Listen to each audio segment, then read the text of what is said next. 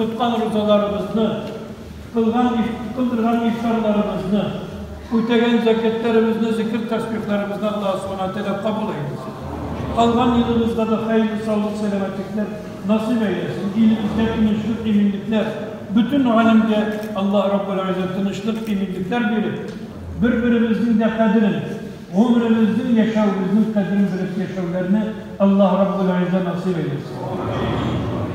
Kurduk Ramazan Şerif, Allah'tan takvalıkta yaşar. Korku dinlensiz değil, günahlardan saklanır. Amel, ibadet, birbirimizle yerden itibine de bular. Muhtaçlarının, fakirlerinin, miskinlerinin hallerini bilip de bular. Şunlar Resul'e de fitra sadakasın uytev.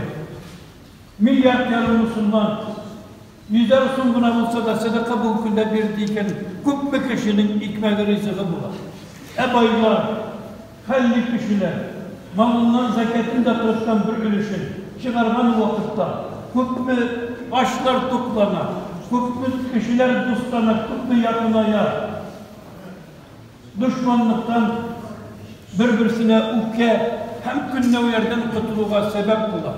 Allah